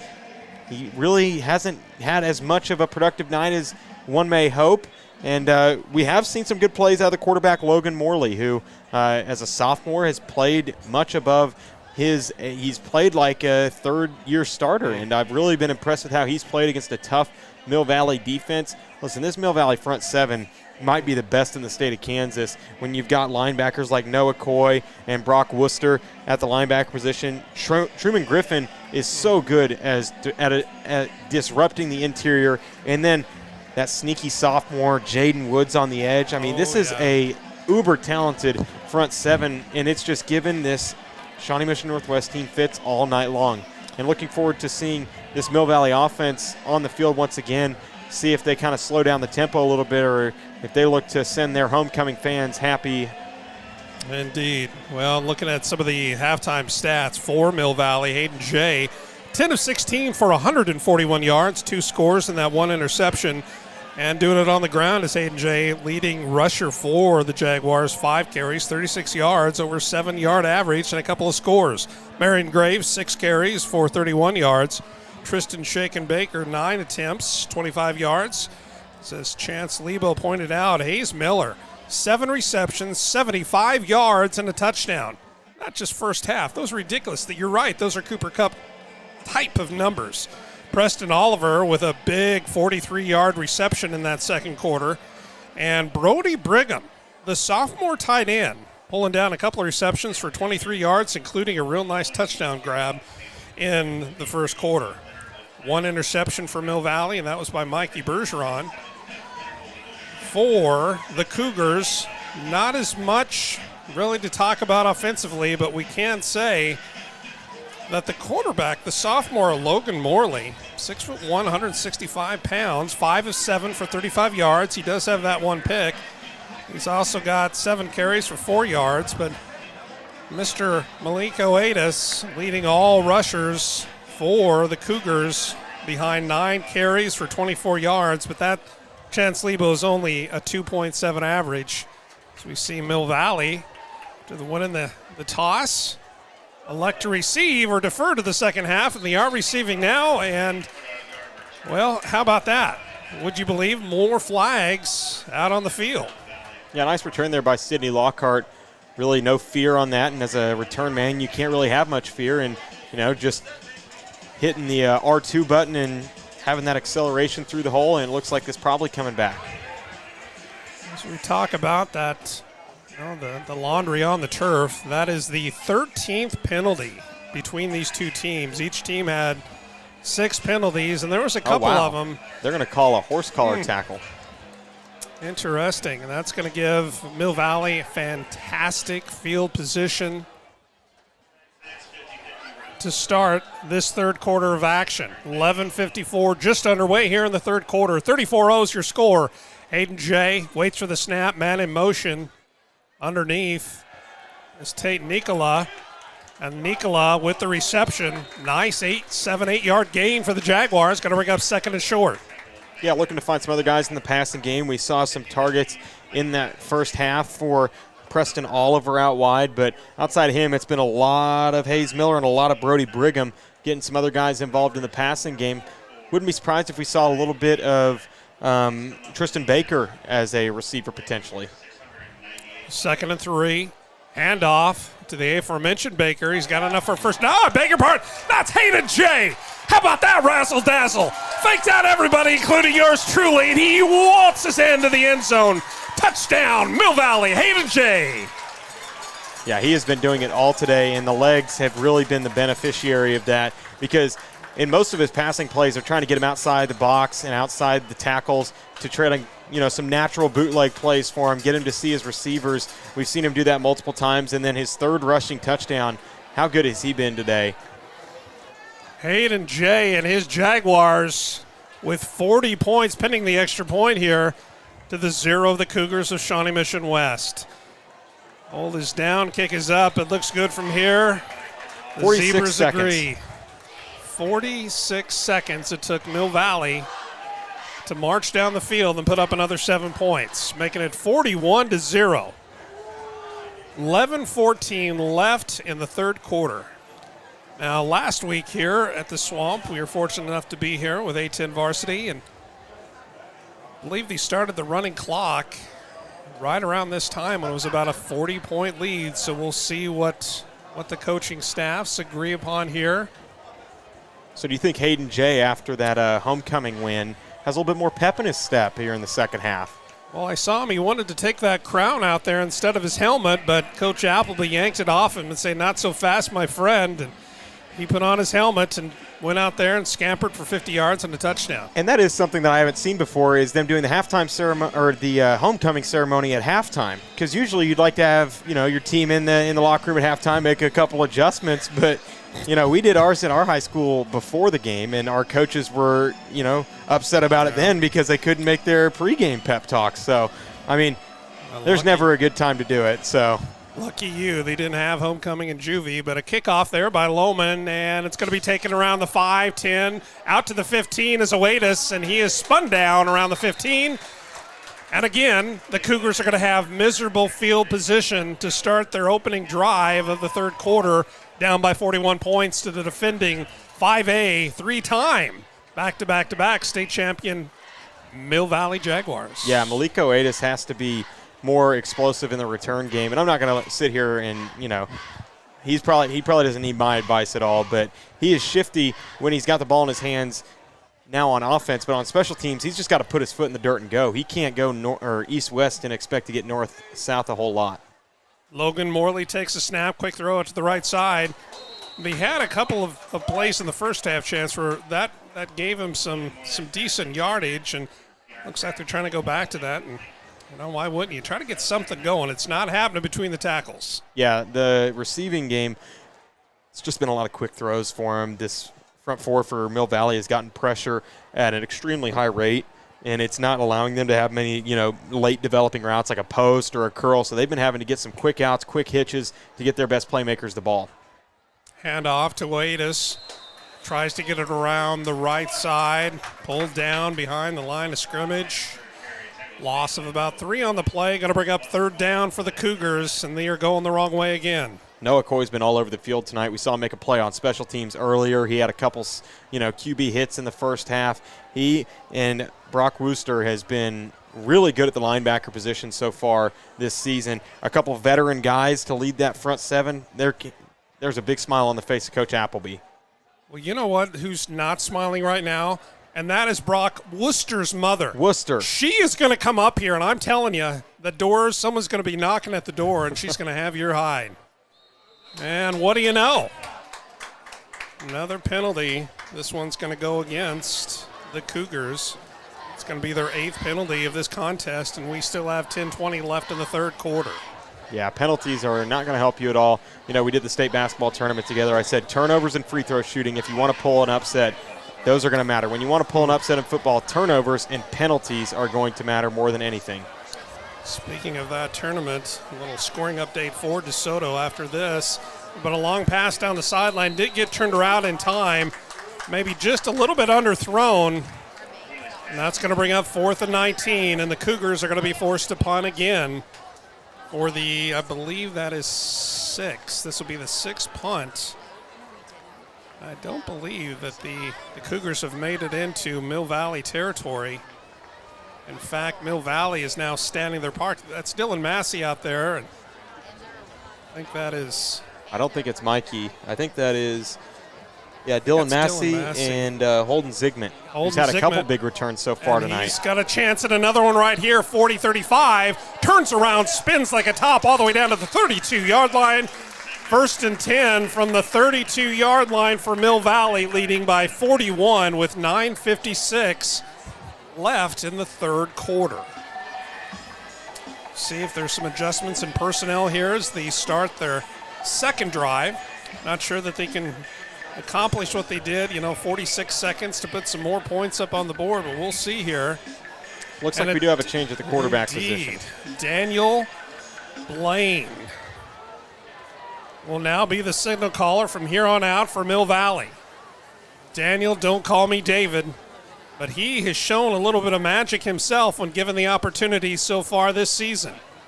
Blaine takes a snap, a little bit of a handoff. I believe that's Lockhart, Sidney Lockhart, with a nice little scamper up to the 29-yard line of the Cougars. I like this Sidney Lockhart kid. He runs hard. He runs behind his pads, and for a running back at just 5'8", 165, for him to be doing that, I mean, he breaks a lot of tackles. He's a guy on special teams that, when given the opportunity to return the football, he is going to be dangerous in the special teams game for this Mill Valley team. And special teams, when they play some opponents that are, up to their talent level, that's going to matter a lot for them. 2 tight end set. Lockhart to the left. He's going to get the carry, and he's got some wheels. Down to the 25-20, busts through the hole inside the 20-yard line. 1st and 10, Mill Valley from the 16, 17-yard line of the Cougars. Yeah, putting his foot in the dirt and hitting the gas. I like what I'm seeing from that kid. And you also have a Marion Graves in the backfield to provide a little bit of thump. How deep is this backfield? I mean, when Tristan Baker has an off night, when you can turn around and say, hey, Marion, go get me, 6 yards of pop and go run it in at the goal line. Hey, Sydney, go get us a big chunk play on 2nd down. Twin receivers to the far. Blaine, quarterback in for Hayden J. Hands it off to Lockhart. Lockhart's got some room again, and what a shifty runner he is. And he is going to cause trouble for the rest of the season against the foes of the Jaguars. And what a three-headed monster. Oh, yeah. And there's an opportunity for Daniel Blaine. He had an open lane if he wanted it on that last play. Wouldn't be surprised if they try to take advantage of that here. I mean, we've already seen Hayden J have so many big quarterback runs. Daniel Blaine, I haven't seen much of him so far this season, but from what I can tell, he's a pretty darn good athlete. And schematically, the Cougars, I know you're going to say, well, they got 41 points that they've given up, but schematically, they haven't played horribly. Yeah. They've just been overpowered at the line of scrimmage. Yeah, you take away the big chunk plays, the 10, 15, 20-yard pickups by this Mill Valley squad. You take away the turnovers that they've had deep in their own territory, and we're talking about maybe a 24-point game potentially. I mean, there's just been some mistakes that, when you're facing the number 1 team in the state, you really don't want to make those kind of mistakes.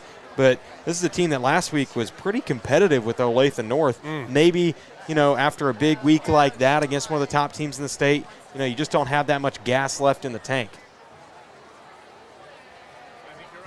Cougars still playing strong.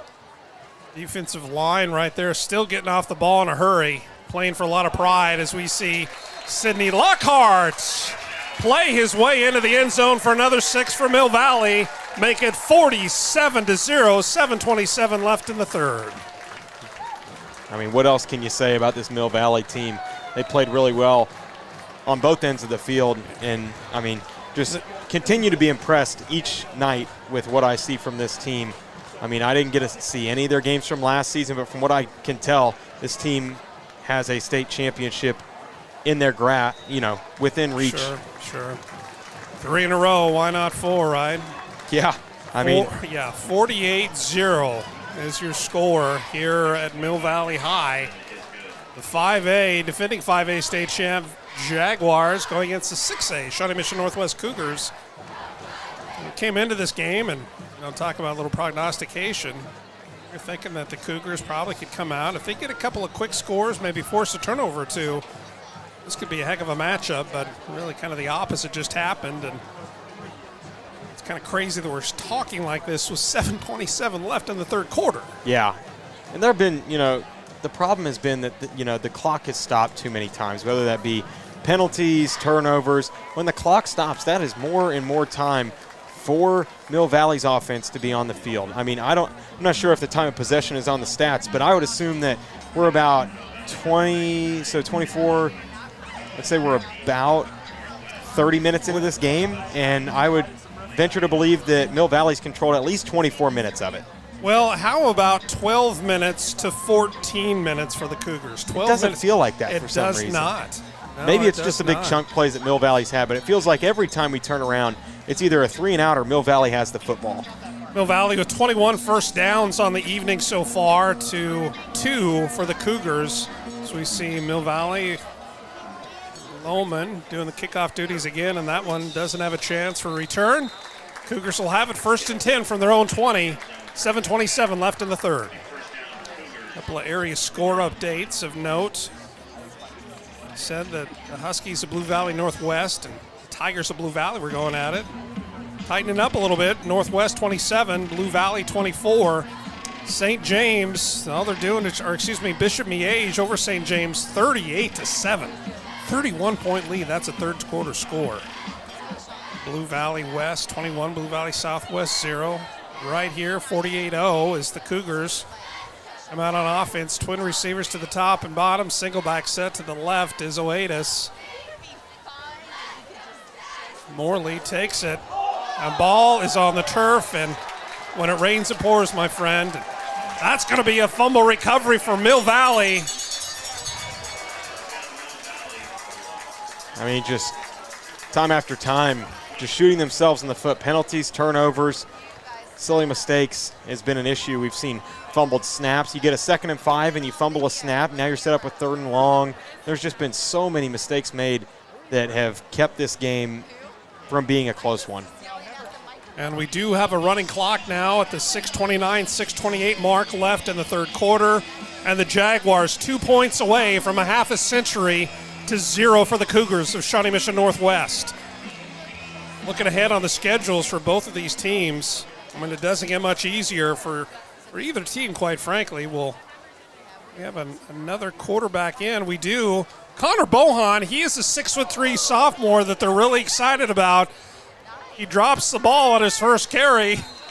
I imagine he's going to get a little grief from his teammates about that in the film study. Yeah, I mean, the jitters never leave. It doesn't matter how old you are. Once you get in there, could be, I'm not sure this seems like the first time on the varsity field for him. I mean, I've been there before. It's definitely an emotional roller coaster for you. But once that first one's out of the way, it starts going a little bit easier. 2nd and 5 for the Jaguars. The Cougars they're bringing up as many as they possibly can. The safeties are playing 5 yards off the ball, and they just can't get any stops to this Mill Valley rushing attack. Well, we talked about those big guys on the interior for Northwest, and it feels like they're just getting fatigued. I mean, maybe the time of possession isn't as drastically in favor of Mill Valley as I thought it was, but it's still very much in favor of Mill Valley. Those big guys have been on the field for a long time. Now we're starting to see some guys rotated in for the Cougars on the defensive line, seeing Cameron Kelly out there on the defensive line, seeing some new faces here in the third quarter.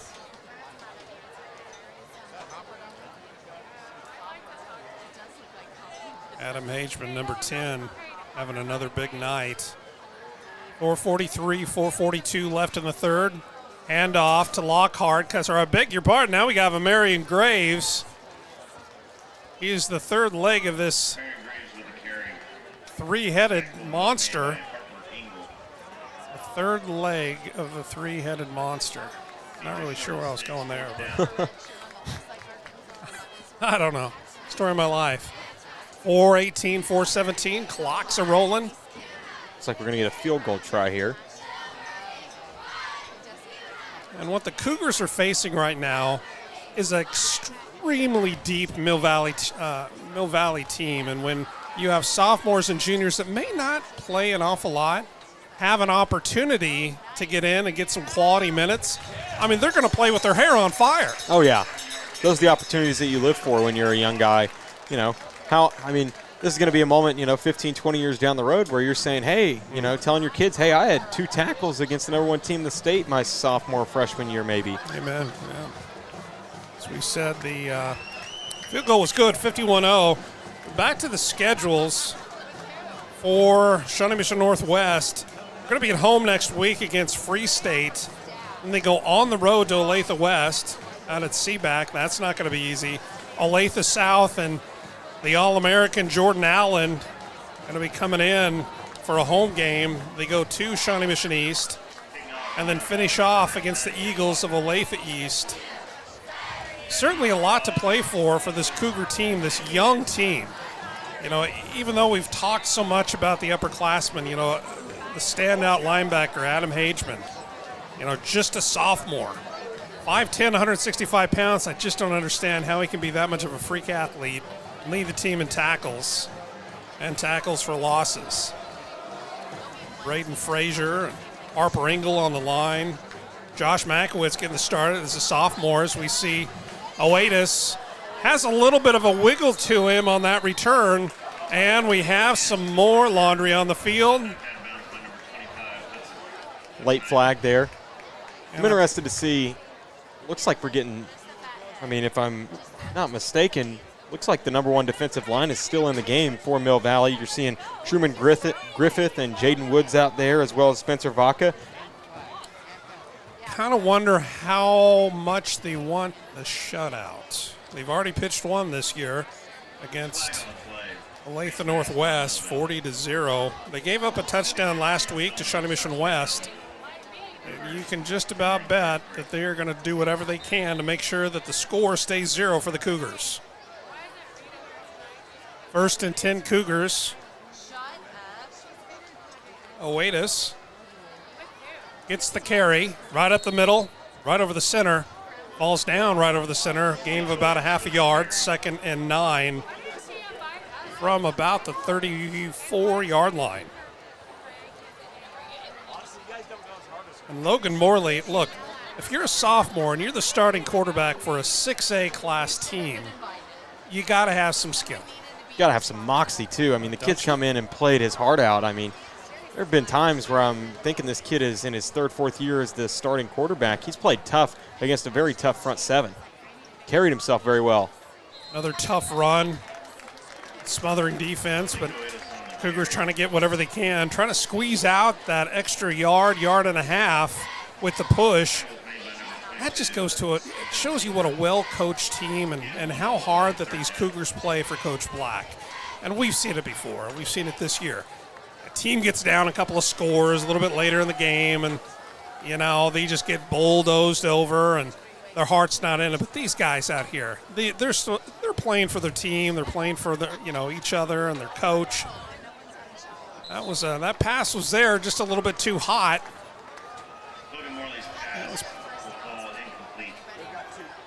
That was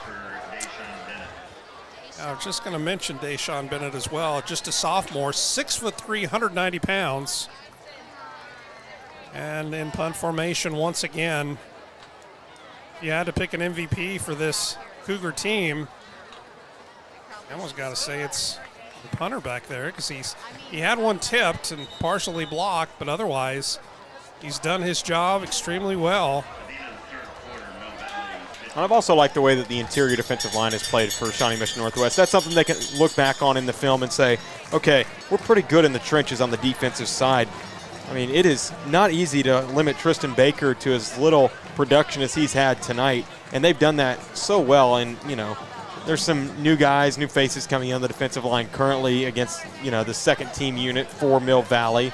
But you got to hang your hat on really shutting down this running game of Tristan Baker. Now, linebackers have to play a little bit better, because there have been a couple times where Hayden Jay's gotten loose, and a couple times where Hayden Jay's gotten loose, a couple times where the linebackers have not been in great position to defend a guy like Hayes Miller, and that could be an issue or something brought up in film on Sunday, Saturday, whenever they have it. 51-0 start of the fourth quarter here at Mill Valley High School between the Jaguars and the Cougars. Couple area scoring updates. I'll tell you that Miege is still up over St. James, 38-7. Blue Valley Northwest, 27. Blue Valley, 24. Aquinas, 28. Blue Valley North, 7. And Blue Valley West, 21. Blue Valley Southwest, 0. Punt formation, plenty of time, gets it away cleanly. Woo! Might have been his best punt of the evening, and a good defensive stop there, good special teams play. Hats off to Derek Larson. A coaching opportunity. Tyler West. I was going to say, how did the punter get all the way down there? But that was Tyler West. And again, a sophomore, 5'9", 140 pounds. And, you know, he's playing with his hair on fire out there. A lot of heart, and as you said earlier, Chance Lebo, a lot of moxie. Yeah, and a lot of opportunities for, you know, to put good stuff on film. That's what coaches want more than anything, is just put good things on film. You make a couple plays on special teams, you'll start seeing some rotational snaps at a linebacker safety position. I've seen it many times before. You know, a player that maybe you don't think much of in the preseason makes some big plays on special teams, and he's your Week 8 starter at a linebacker or safety position. 1st and 10 Jaguars. Daniel Blaine back in as quarterback. A quick handoff, and the ball is on the turf. Did Mill Valley get back on top of it? I believe they did. It is hard to miss the gloves of it looks like, trying to find a number, 20, or no, that's 45. We're going to call him green gloves, Kai Jigen. Kai Jigen, just a sophomore for the Mill Valley Jaguar team here, the younger brother of Christian and Colton Jigen, who've gone on to play on Saturdays. Of course, Christian up at Northern Iowa had a great career up there, and Colton down at Pitt State University. Kai is the third Jigen, son of Sean. Shout out Sean Jigen. Girl the Contractors. A little high step, jump over, move right there. He almost paid the price for that one, but good athleticism. Never want to go airborne between the tackles. Indeed. Clocks are running. We're under 10 minutes to play. 51-0 is your score. Mill Valley going to go to 3-0 after this one. Mill Valley will next go to Gardner-Edgerton, and Gardner-Edgerton playing a tough Olathe West team tonight. They're currently up by 7 in the third quarter, but they'll go to Gardner-Edgerton, come back here against Jordan Allen and those Olathe South. Let's see, what is the mascot for Olathe South? Olathe South Timberwolves. The Pelicans? I don't think, David Trimble, they are the Pelicans. The Cowboys. You know, before Shawnee Mission North decided on the Bison, you know, we had kind of an unscientific poll or a survey that we were taking. We were thinking that, you know, Shawnee Mission North, the broadcasters. What a strong mascot that could be. Think of the opportunities and the merch sales that they could make. I've always wanted to be a mascot. Yeah. The Falcons of Olathe South, thank you. So we're going to get Hayden J into the ball game for a punt. I think they're just having a little bit of fun out there right now, and that's what this game is all about. Got to have fun first. Mr. Oedes picks it up on the bounce. Man, what a play. What a great stop. Holden Zegman, another great special teams play. And like I said, when they play some of the teams like a Gardner-Edgerton or when they host Olathe North, those special teams plays are going to matter. Field position and turnovers matter. It may not matter in a 51-0 ball game.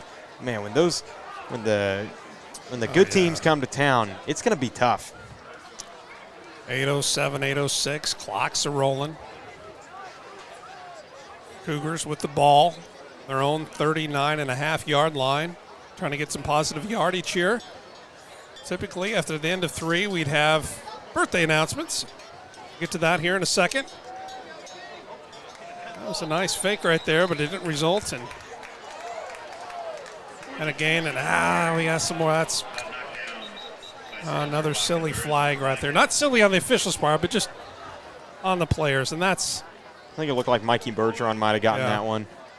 Seemed to be the last one to the party. See what they call here. A powwow at the 35. But a couple of birthday wishes. First, a birthday wish to Linda Roth, who turns 54 years young today. Linda Roth, happy birthday. David Smith of Stone Creek Homes turns 70 years young. Happy birthday, David Smith. Good friend and partner. Hope to have you back on the air soon. See how that plays out. But right now, with 6:49 left here. We wasted about a minute and a half to decide on the call. It looks like it's going to be a hold. All that for a holding call. That was a pretty late flag for a holding call. If I'm in bed by midnight, I'm happy. So whatever it takes for them to decide what they need to do. As long as the right call's made. 77 beautiful degrees here in beautiful Western Shawnee this evening. 9-mile-an-hour winds from the, I'd say, the southwest. I say that because you never know. The Cougars might march down and want to try to put 3 points on the board. And now we're using another 30 seconds to decide where are we going to spot the football at. A little confusion there. Coach Black might just be wanting to get his boys on the bus as he is talking with the officials on his sideline. And they're going to get together again, I believe, and we talk about this one over. We talk about chess matches between coaches. This might be one right here. You know, make sure we get off the field injury-free. And why wouldn't you? Late substitution now. They haven't started the play clock. Still holding at 25, but the game clock is just ticking away. About 5.5 minutes now. Now the play clock starts. We have a new running back in there for the Cougars, and it's John Whitener. Nice. Oh, we saw him. Now he's the bowling ball. Yeah, 5'6", $190. Goodness. Yeah, it's going to be a big, a bit of a change in philosophy next year when we see, the graduation of Malik Oatis. It seems like it's John Whitener's job to lose at the running back position, and from what I've seen from him tonight is he runs hard, and he's a different kind of back. They're going to change the offense a little bit, I would assume, next season for him. Less than 5 to play here in Mill Valley. Nice throw. A nice catch over on the sideline. Not quite into Mill Valley territory, but that might have been the nicest play that we've seen the Cougars make all evening. Yeah, on time those are timing plays right there. When you get a curl or a hitch, you got to be on time. If you're a second late, that might be a pick. If you're a second early, it's sailing over your receiver's head. Logan Morley getting some rapport with his receivers, being on time. And it looks like Clayton Habben's kind of rotating in at the tight end position. He is their starting tight end, so also their backup quarterback. But we're seeing Logan Morley just trying to instill some confidence in the kid. We talked about his moxie. He's performed very well under pressure this evening. Seth Cunningham has had kind of a quiet night, but they like to get him. Ooh, nice play. Wow. That's Jaden Woods. Man, he is so good. He is so good. Just a sophomore is Jaden Woods. And he looks so much different on the field. He looks like a future Division I football player. Doesn't he, though? When we see Jordan Allen in a couple weeks, I'm going to be interested to see how those two stack up against each other because he looks very similar in terms of body type, long, lanky kid. When you're recruiting a pass rusher and even drafting one at the pro level, you want guys with long arms and long legs. He is the prototype for a future Division I defensive end. Only a sophomore. Going to be getting a lot of, almost blocked there. But does get it away cleanly. Takes a nice Cougar bounce. Going to be out of bounds around the 25-yard line. But as we said, the clock's still running. 3:22, 3:21 left to play here at the Swamp. First and 10, Mill Valley. And they are clearing the benches on both sides of the field. You know what I'd like to see, though? You look over to the far sideline and the Northwest faithful. There's not too many people that have left, and even down here in front of us, there's a lot of fans in the stands and just cheering on their favorite team and seeing possibly, son or grandson or even some random child that they come to see at the game. It's a hand. Let's see, is that Bohan back in? Yeah, I think it is. Connor Bohan. He might just be a little bit nervous yet, Yeah. Just a sophomore. Sophomore quarterback. Bohan, he's got a big frame to him, about 6'3". Get him to bulk up a little bit in the weight room, and going to be a nice player for the Jaguars in the years to come. But right now it's Hayden Jay, the homecoming king, Hayden Jay's team. Snap back to Bohan. Handoff there was that. That was Kai Jigan. Kai Jigan. So we see less than 2 minutes to play here. Give you a couple of scoring updates, but before I do that, I think it's a good time to mention that if you're looking for possibly a change in profession, or maybe you're just starting out looking for something to do, good friends out at Performance Glass in beautiful Linwood, Kansas would love to have a word with you. Always looking for good, hard-working folks. It's Jeff, Paula, and Justin Broadbent and company. You can get a hold of them. Performance Glass. So I try to buy some time as I look up the number. You think I'd remember that by now.